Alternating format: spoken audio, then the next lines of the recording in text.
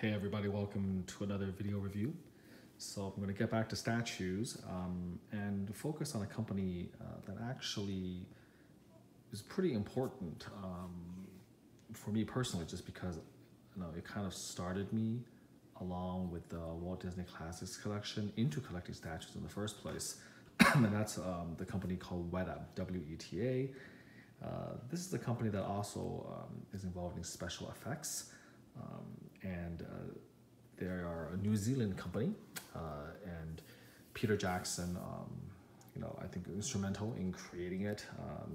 It was, I think, initially really brought into existence to help with the Lord of the Rings movies. I believe their president or CEO or head design is, what's his name? It was Richard something. I think it's Richard Martin. My apologies if that's incorrect. I haven't collected Weta for a while.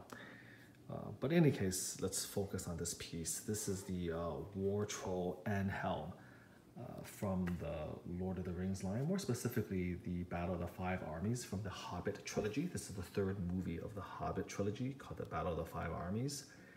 And because Weta is the special effects company that actually creates the special effects and the props for all these movies, the collectibles that they create has a unmatched authenticity, because again, the people who are behind it, the sculptors and all of that, and the people who go through the approval process, these are the people who actually worked on the actual movies and created the actual props and special effects for the movies themselves. So that is something that really no other company can lay claim to, because they all have to, of course, be licensed, like say Sideshow or Prime One or whatnot. They have to be licensed, and they have to have approval from the licensor, so to speak. But here, they are one and the same, so there's no need for that. It is, by definition, the most authentic you can get, because these are the people, again, who created the props, the makeup, and the special effects for the movies. You can argue, by the way, that Weta was, along with Bowen, was one of those responsible for sort of beginning the entire craze with statues.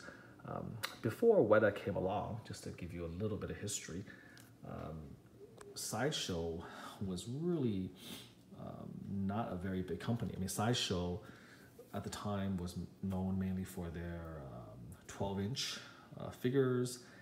They were an outgrowth of the garage kit hobby, and a lot of the original people involved in Sideshow kind of made their mark, I think, initially in the garage kit hobby scene. And then Sideshow entered into a partnership with Weta to distribute this line of collectibles, to sort of take advantage of the Lord of the Rings movies. And from that partnership were the first statues made from the Lord of the Rings trilogy. The scale was 1/6 scale, and the material at the time was polystone. As this is polystone, I think parts of it maybe even a little bit plasticky. Like this doesn't feel solid, but it's a mixture of polystone and maybe vinyl. I think most of it though is polystone. And polystone has its advantages, but sometimes the detail can be a little bit crude, in my opinion.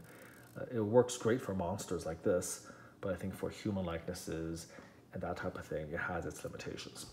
So Sideshow partnered with Weta, began making Lord of the Rings statues in 6th scale, and 6th scale at the time was sort of the scale that was in vogue. I think Bowen's was also 6th scale as well, and Bowen at the time had the Marvel license and was making a lot of characters in museum poses. At the time, they didn't even number their statues. That concept was much later.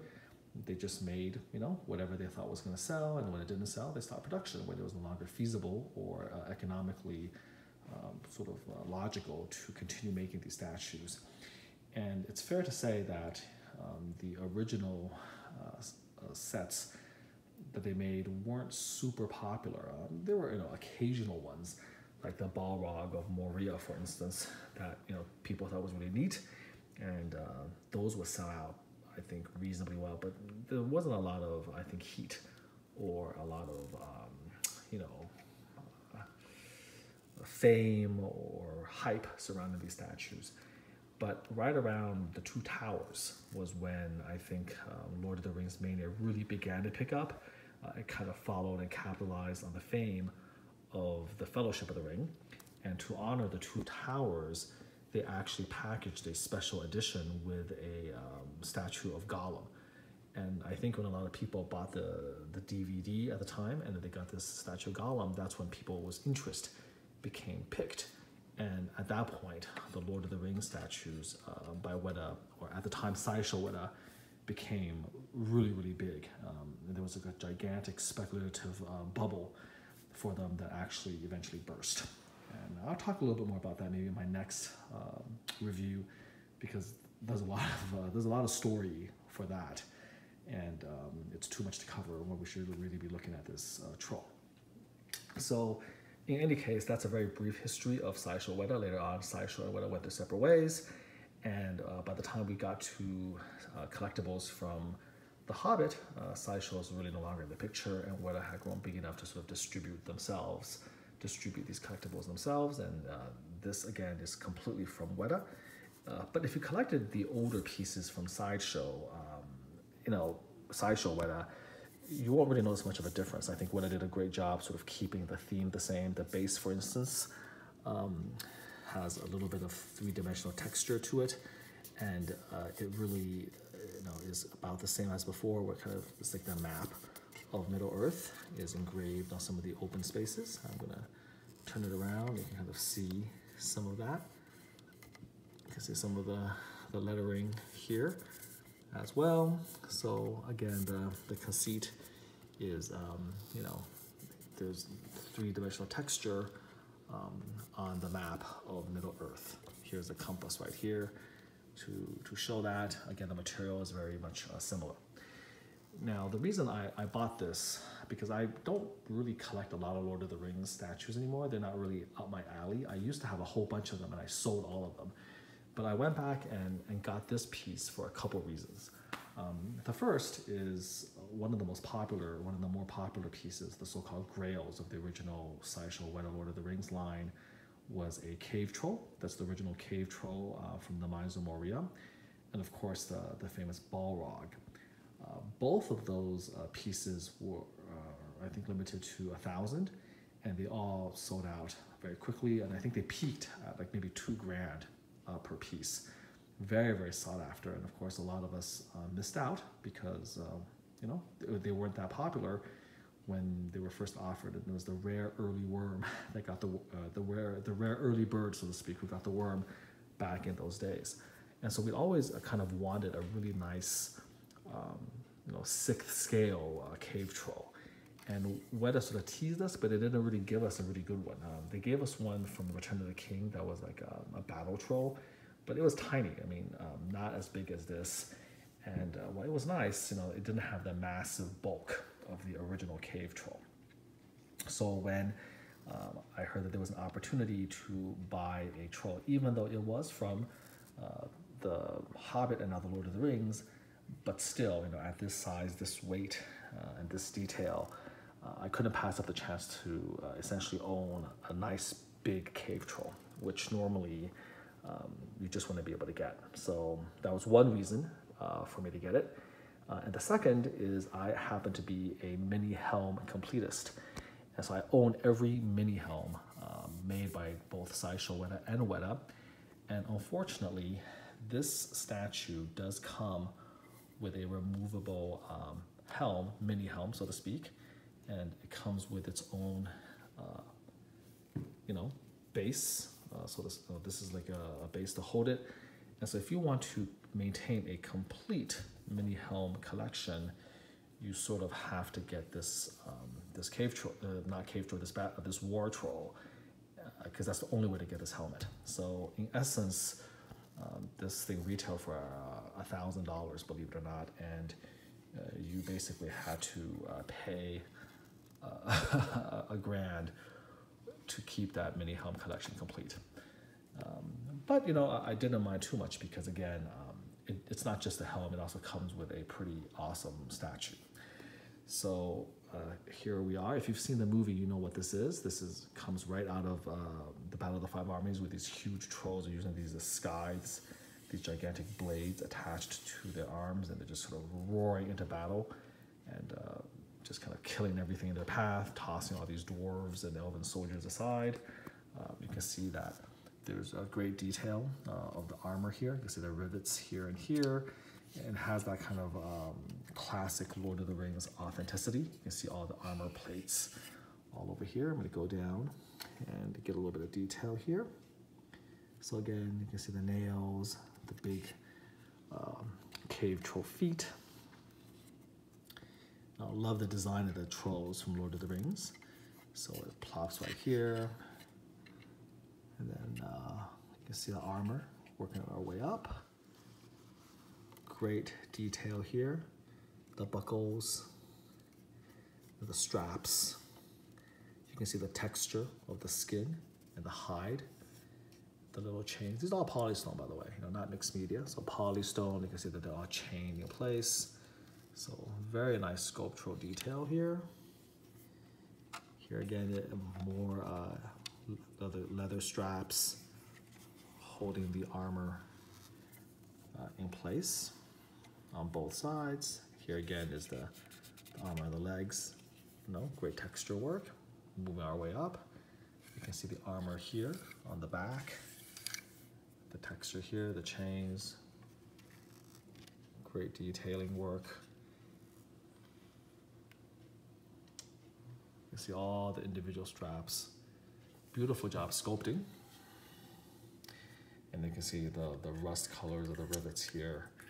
And of course the armor on the other side, more straps here. You can see the heavy metal shield all the way here at the edge. Underneath, you can see his arm and the big straps. So just beautiful detail all the way through. Here we go here. And I think this is war paint, actually. I'm tempted to at first think it's blood. Maybe it is blood, but it might also just be war paint painted on the edge. I can't really tell. Here is the helm itself. You can actually see the eyes through the hole.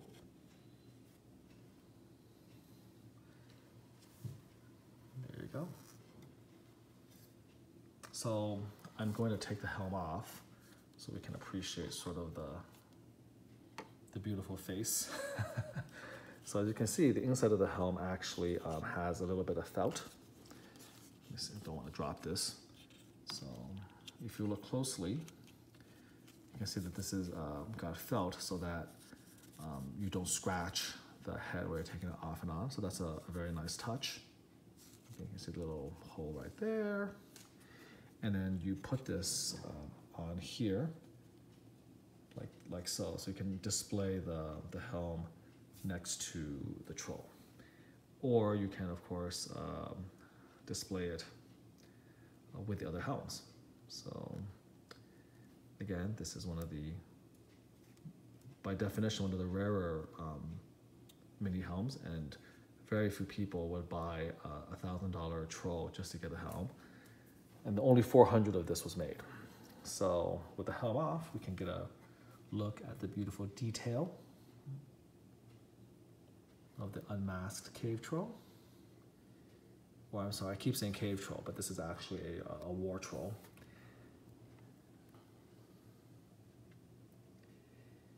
Take a look at the fangs. Pretty good. A face only a mother will love, right? A mother could love. All right, so here we go. It's back out. So this is it. War troll and helm, battle helm from Battle of the Five Armies.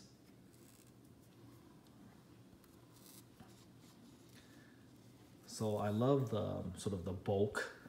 I love the detailing of the armor, the texture of the skin.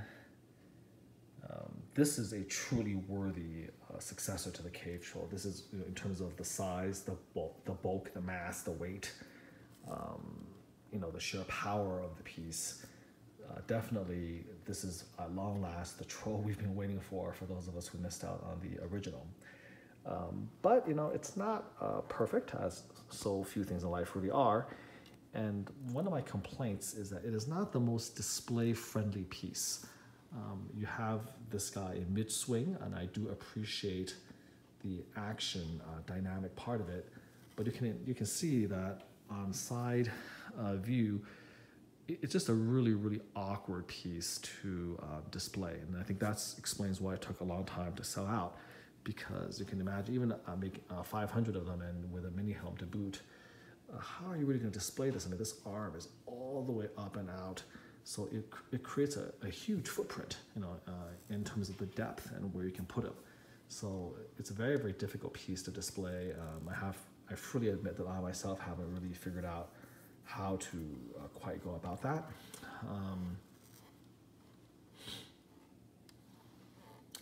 And then because of the pose, he does look like he's about to lean forward. Luckily, there's very, very thick metal rods at the base of the feet, so he's very securely in place. And so it looks like he's going to tip over, but that's just an illusion. He's not. But this is just sort of the pose that they gave him. You know, he looks like he's lurching forward, and one arm is about to smash into the ranks. And I get the action pose, and I get kind of what they're trying to do, but it just makes for a really awkward pose. Number one, hard to display, and then number two, it looks kind of like he's about to tip over.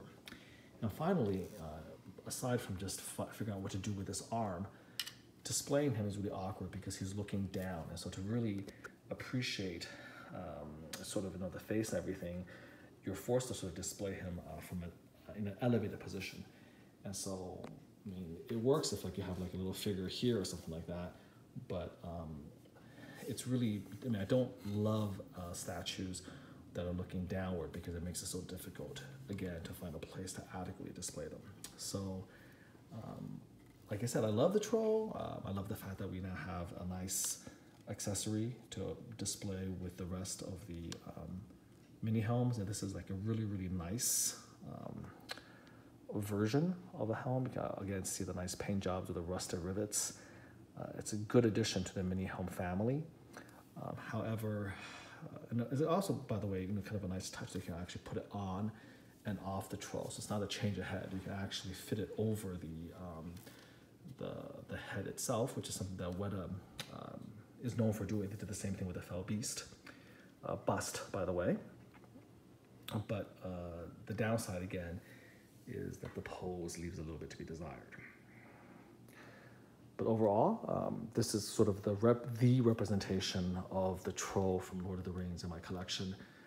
I'm not really gonna waste thousands of dollars on getting the cave troll from the original Fellowship of the Ring, and so I'm happy with this one instead. And of course, the helm is part of my complete mini helm collection.